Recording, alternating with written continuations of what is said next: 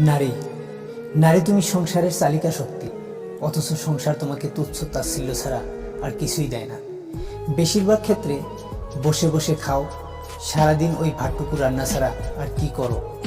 এমন হাজারো অদৃশ্য চাবুকের আঘাতে নারী তোমাদের হৃদয়গুলো করছে ক্ষত বিক্ষত, জানি রোজ।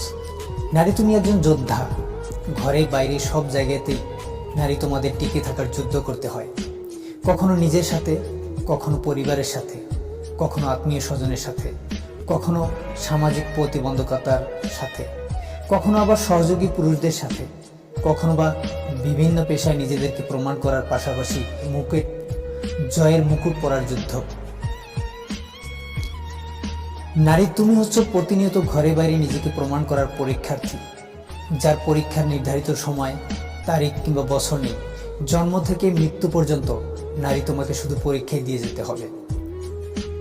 তোমার উচ্চতর ডিগ্রিগুলো তোমাকে পরীক্ষক তৈরি করলেও জীবন সংসার নামের পরীক্ষায় তুমি সর্বদা পরীক্ষার্থী রয়ে যাবে। নারী তুমি মায়া, মমতায় বেঁধে রাখো সংসার। নারী তুমি সৃষ্টির সেরা দান, অর্ধেক নয়তো তার থেকে বেশি রয়েছে যেন নারী তোমার অবদান। তবুও আমরা কথায় কথায় ছাড়ি না করতে তুচ্ছ তাচ্ছিল্য। এই তো হলো সংসার নামক খেলার বিষাদের বিষাক্ত চিহ্ন। নারী তুমি আজ উন্নত হয়েছ মাঠঘাট থেকে সংসদে, তোমার উপস্থিতি বিমান ট্রেন শহর হয়েছে সকল স্থানে।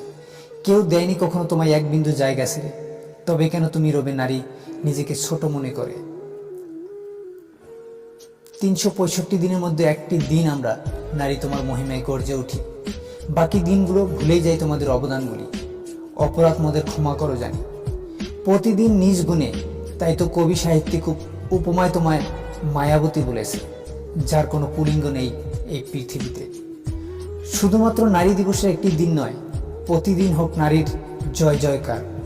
নারী ছাড়া অচল এই জগৎ সংসার। নারী তুমি ঘরে বাইরে প্রতিদিন পাও যোগ্য সম্মান। অর্ধেক নয়, তার থেকে বেশি রয়েছে নারী তোমাদের অবদান।